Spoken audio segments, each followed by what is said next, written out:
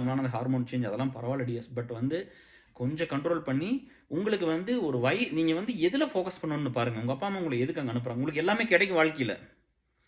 உங்களுக்கு பின்னாடி எல்லாமே கிடைக்கும். ஒரு ஆணுக்கு ஒரு பெண்ணு கிடைக்கும். ஒரு பெண்ணுக்கு ஒரு ஆண் கிடைக்கும். நீங்க வந்து ஒரு நல்ல வேலைக்கு போய் நல்லபடியா இருந்தா அதுக்கப்புறம் உங்க துணையை தேர்ந்தெடுங்க. இல்ல காலேஜ்ல படிக்கும்போது தான் அப்படி வந்துருச்சு அப்படின்னா, அது வந்து நிலையா நிக்கிற மாரி பார்த்துக்குங்க. ஒவ்வொரு தடவ ஹார்ட் உடைச்சீங்கன்னா அது வேஸ்ட்டு. இல்ல இந்த மாரி இப்ப சொல்றீங்கல்ல, ஒண்ணு போனா இன்னொன்னு, ஒண்ணு போனா இன்னொன்னு அப்படியெல்லாம் போதில்ல. அது ரியலாவெல்லாம் இருக்காது. அத்தன பேர்த்தையும் லவ் பண்ண முடியாது. அதுக்கு பேர் வேற டிஎஸ். நான் அத சொல்ல விரும்பல. அது லவ் எல்லாம் இல்ல. நம்ம சும்மா சொல்லிக்கிறது. அதெல்லாம் காதலே கிடையாது. அப்படிலாம் இருக்காது டிஎஸ். அப்படி வந்து நம்ம அந்த டைம் எடுத்துக்கணும். பிரேக்கப் பண்ணாலும் அந்த டைம் எடுத்துக்கணும். அந்த வலிக்கும். இந்த மாரி நெறைய இருக்கு. 2வது இன்னைக்கெல்லாம் நீங்க இந்த சோசியல் மீடியா இந்த காலத்துக்குள்ளேயும் போனதுனால, எங்க காலத்துலலாம் நல்லவங்க யாரு, கெட்டவங்க யாருன்னு தெரியும்.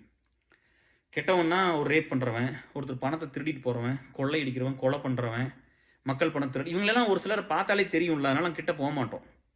இன்னைக்கு சோசியல் மீடியா காலம் உங்க காலத்துல இந்த 2K கிட்ஸ் காலத்துல வந்து தெரியாது. யார் நல்லவன் யார் கெட்டவங்கன்னு தெரியாது. அதனால நீங்க சேஃபா இருக்கணும் இன்னும். தெரியாதவங்களுக்கு நீங்க கிட்டவே போகாதீங்க. சரியா?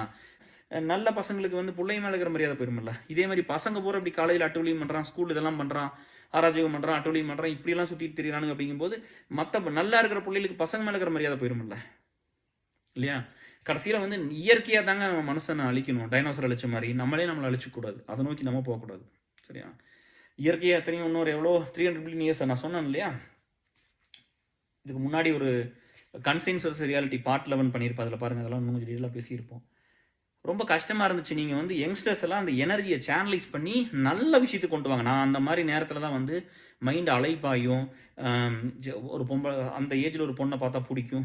ஒரு பொம்பளைய பார்த்தா புடிக்கும். இதெல்லாம் நார்மல் தான் எல்லாத்துக்கும். சரியா? அந்த ஹார்மோன் சேஞ்ச்ல.